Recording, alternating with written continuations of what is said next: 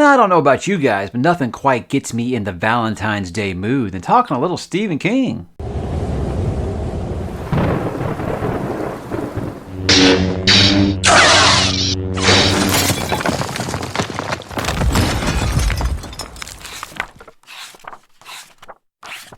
Hey, what's up, bookworms and constant readers, and a happy Valentine's Day to you all. Since everybody's doing all these lovey-dovey, sappy Valentine's kind of things, I said, I got an idea. Let's do the same thing, but add a little darkness to it. And you can't do that without doing a little Stephen King, guys. So what I'm going to do today is I'm going to talk about some of my favorite couples within Stephen King's Multiverse. Now, yes, he isn't really known as like quite the romance novelist, so I know that's kind of a weird topic, but I think I'd give myself a little bit of a challenge here. Because believe it or not, King can write a pretty good power couple when he puts his mind to it. Now, I want to make sure that you guys know these are going to be couples that I feel like you could say, we're good together. There isn't necessarily, because he does write a lot of damaged characters, some really rough, toxic relationships and things like that. He will write about those things and bad marriages. But for this list, for the sake of positivity for the day here, I'm going to go ahead and stick to some of the couples I think that, make you feel a little good. Now, these aren't ranked or anything, but I do have about 10 of them here. Now, I got to say up front, light spoilers. Now, look, King isn't very much a big love triangle kind of guy. He isn't, what guy will she choose? He isn't that type of writer. So I don't feel like I'm ruining anything from you here. I feel like most of his books you can read on the back cover and find out if it's about a couple or something. I think that's usually pretty cut and dry with him, so I don't feel like I'm spoiling anything for anyone, but just got to make sure that I don't ruin someone's life by telling them that, hey, these two characters are a couple. So there we go, guys. Those are my only rules. Let's begin with The Dark Tower. I have to talk about Roland and Susan. What I like about this is because for books, you kept wanting to know Roland's backstory. What girl messed this boy up, right? And when you finally do get it, you see it as a beautiful and tragic love story. And it's a very good coming-of-age tale as well. Now, I think it's one that couples that people won't really talk about when they talk about Dark Tower. They talk about another couple in that series. But with me, I thought that even though it was just for one book, Roland and Susan was very, very well done. I really did latch onto it, and it very much became part of my, almost felt like my lost love a little bit because of the way that King did write it. So really great to see a peek behind the curtain of younger Roland and seeing his first real love, and it kind of just takes you back to being a teenager and how boom, you can fall in love just like that. I always criticize insta love, but in this situation, I think back, when you're a teenager, love at first sight was very much a very real thing, and I will always have great admiration for that couple right there on that path of the beam. Next up, guys, I like to go a little older here. I'm going to talk about Alan Pangborn and Polly Chalmers from Needful Things. And what I liked about this was these are two very, very damaged characters, one mentally and one physically. Now, Polly has like this deal where she has like just really, to put it in simple terms, really crushing arthritis, like really bad. And he would always kind of write these damaged characters with maybe like a little bit of a handicap, I guess you would call it, or something that was a little more unique, maybe that every other author wasn't writing about yet. He was notorious for doing that, especially in the 90s. And I thought that was a good idea. And then, of course, you have Alan Pangborn, who is incredibly mentally damaged from trauma of, losing his family and stuff. So I think you have two damaged characters in that regard in the middle age of their life, kind of, you're looking at like, a second marriage kind of thing. That age, I think that was a really nice touch, and it made those two characters really relatable. Say, like I said, you have one on the mental pain and one on the physical pain. I thought it was a very good mashup, and I was rooting for the relationship the whole book. I really did want to see them work this thing out, and I feel like they could basically fill that void in each other's lives. And I think that's what we want with a couple, right? That's what you want with any romance. You want them to feel like they are completing each other, like they are two pieces of a puzzle fitting together. And I definitely felt that way with those two. And Needful Things continues to be one of Stephen King's most underrated books, and obviously one of his most underrated relationships, I think, with those two.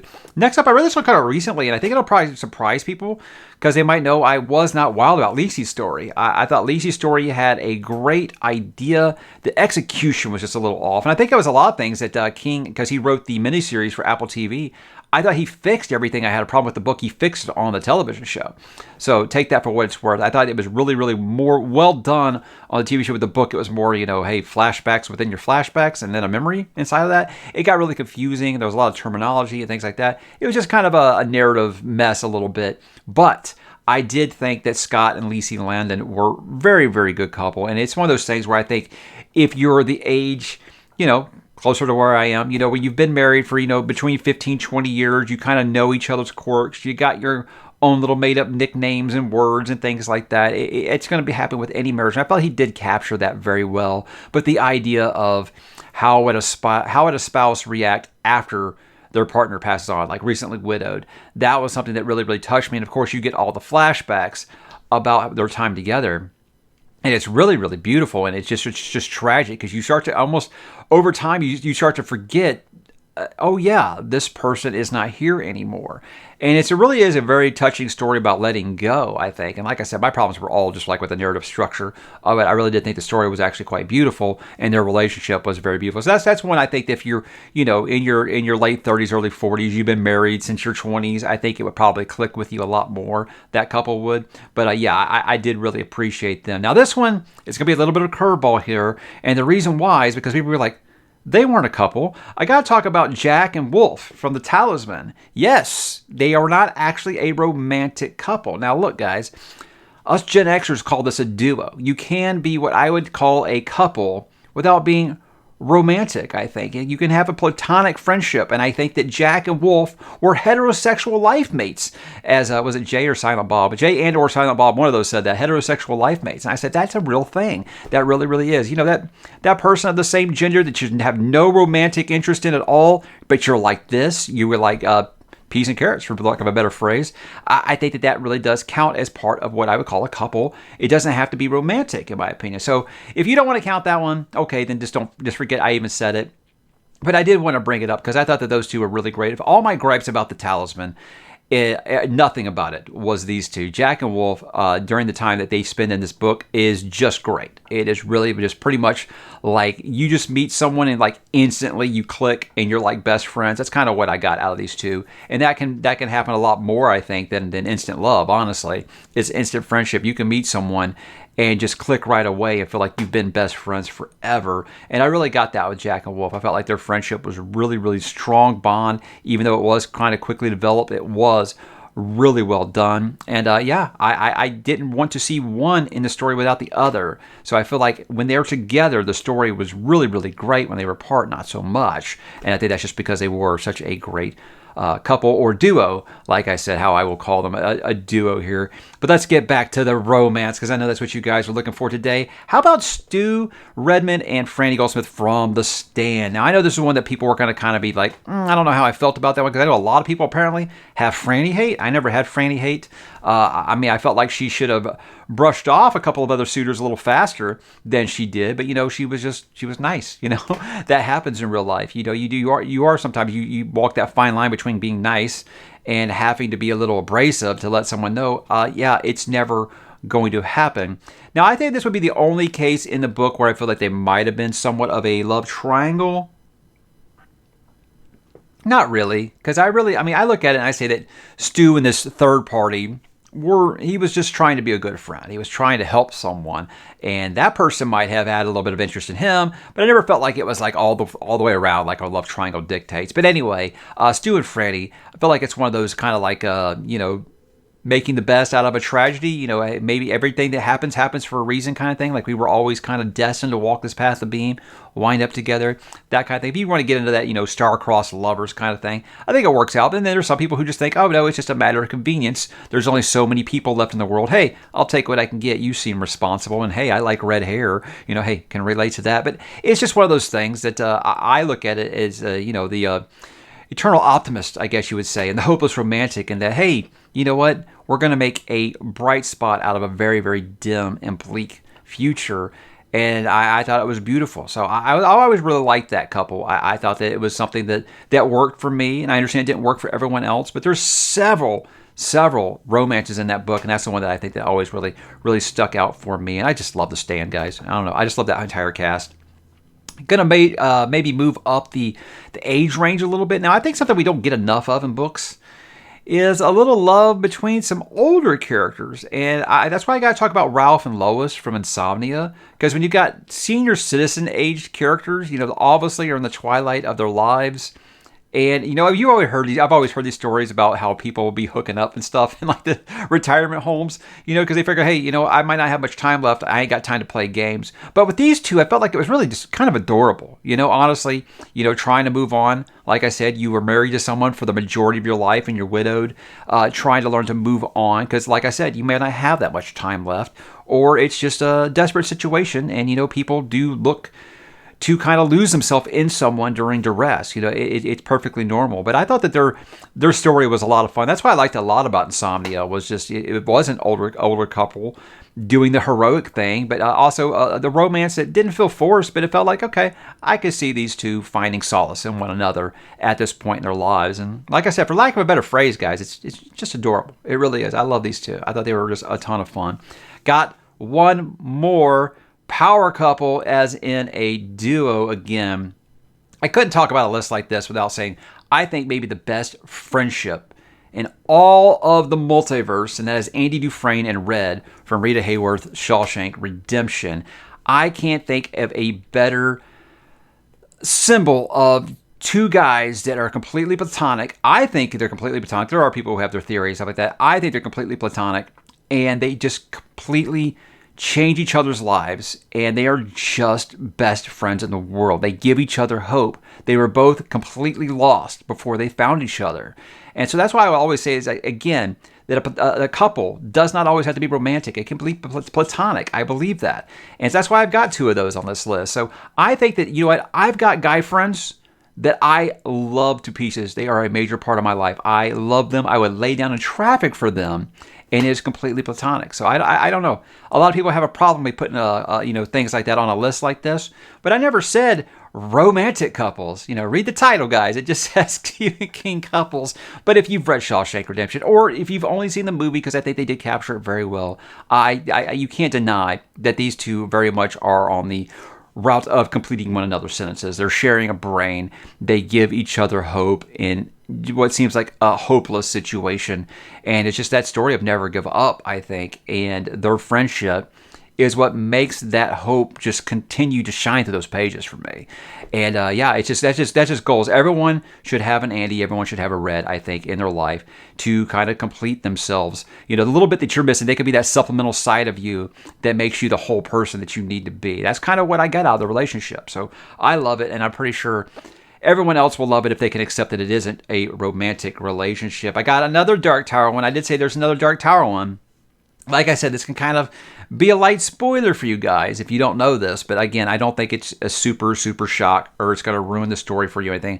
I got to talk about Eddie Dean and Susanna. I think with them, it's just one of those things where you could not be more different. Of course they're going to end up together. Of course. But it's one of those things where at first I was kind of like, I don't know, King, this does feel a little forced. But over the course of that series, it's like, no, their relationship must be protected at all costs. I don't care about anything else. These two must stay together, that kind of thing. They very much become like the mom and the dad of the series, I think, over time. And that's kind of amazing because I always looked at Roland as the dad. But after a while, it does kind of seem like it almost flips roles because of the way that these two do become a paternal figure for everyone else in that quartet. But their relationship is just great. You can't deny that these two are absolutely crazy for one another. And again, sometimes, most of the time, opposites do attract. But they are very much a yin to each other's yang. They do actually fill out each other in a way that makes them better people, I think. Because whereas Susanna was very abrasive and Eddie was very, kind of laid back and chill, they kind of complete each other in that way to where they have their full character arcs because of what the other character makes them become. So I think it's just very, very well written. But again, it's a relationship that even if you're shaking on it at first, like I was, it's one of those over time, it will grow to be your favorite thing maybe in that series, as it is for me. I love those two together. All right, guys, my top two here. Now, like I said, these aren't ranked, but if you made me, these would be my top two. One of my favorites in all of literature is Ben Hanscom and Beverly Marsh from Stephen King's It, The Losers Club. Guys, if you've ever had that thing where you've had a childhood crush, and that childhood crush kind of carries over into adulthood. I've heard these stories about, like, I had a crush on him or her in high school and never really thought anything would become of it. And then we met years later at like the high school reunion or at a friend's wedding or something like that. And boom, we hit it off, and we fell in love. It's one of those things that a lot of people don't think that kind of stuff actually happens in real life. It does. It does. I mean, me and my wife, I had a crush on her in high school and never told her, and then years later we met, and hey, what do you know? Here we are. So, I mean, these are the kind of things I think that can happen. But with It, I love is that Ben and Beverly is, he's got a crush on her. She thinks it's someone else, so never really knows. So it's the whole thing about, okay, I've got a crush on this girl, and she thinks she's got a crush on my best friend. So it's a really, really rough situation. And that's why I think that when you read this book again as an adult, you can relate to the adult relationships a lot more. And that's where this one kind of does take the spotlight a bit for me. So I love this couple to death. And It, like I said, one of my favorite books of all time. Second favorite behind only Dune, my favorite Stephen King book. And a big part of it is because of these two characters. I love that relationship so much, and I will always stomp for my Losers Club, guys. Lastly, if you've watched this channel at all, you know what this is going to be, because I say all the time that this is relationship goals. I have never, ever been as invested in a relationship that wasn't my own real-life relationship as I was with Jake Epping and Sadie Dunhill in 11/22/63. Guys, this was the most magical, amazing relationship I have ever read in a book. It was so captivating that I was like absolutely like destroyed if everything didn't go perfect for this couple, because I just wanted, it was just you imagine your perfect relationship, man. These two had it. It was just so beautifully written. And I was at that age where I thought there's no way that King should be writing a story like a great American novel at this point in his career, this long and this beautiful, and it being a romance book. I seriously say, guys, yes, it has time travel, it has all kinds of fun things in it, but it is still very much a romance book at the heart of it. And the soul is just beautiful. This book is amazing, guys. I love this story so much, and it is because of Jake and Sadie. I think their relationship is just what everyone would want their relationship to aspire to be. I love this couple so much. There is not another couple in fiction that I love more than this. I mean, this is above like Rhett and Scarlett for me. That's a big damn deal. I think this couple is so incredible that I'm scared to revisit this book. I read it on release day, and I've not revisited it since, because I just know what an emotional mess I'll be, because I know what happens in the book, and knowing what happens in the book, without spoiling, guys, it'll make you cry every time. And knowing what I know now, going back and reading it, I just think that I will be an emotional basket case, just knowing every little thing that doesn't go my way. So, guys, I mean, again, I don't know how much better I could sell it to you by saying that I've never been this invested in a relationship that wasn't my own, but it's true. It's not hyperbole. It really is just that great. And I think anyone that has read 11/22/63 will agree with me that that is relationship goals. Jake and Sadie, the model for any kind of fictional perfect relationship that I could ever want to be a part of. People always ask me, if you could be in any fantasy world, what would it be? I want to be Jake, because I want to be with Sadie. Great book, guys. I hope that you guys have read it. I think all these obviously are great stories for their own reasons. I have a couple on here that, were books I was kind of lukewarm on, and I still found things that I love about them. And that's because King does write characters and their relationships better than anyone in the business. So, guys, who did I leave off? I know that there's a lot of couples out there within the multiverse that I wanted to kind of put on here, and I said I want to keep it to 10, and I want to kind of enjoy a couple of those platonic relationships as well. So, did you hate that I added a couple of platonic relationships there? Did you just want all the lovey-dovey stuff? Did you want some more toxic couples? Hey, you can list that down below. I would love to hear what you guys think. So drop in the comments, guys, and have a great Valentine's Day.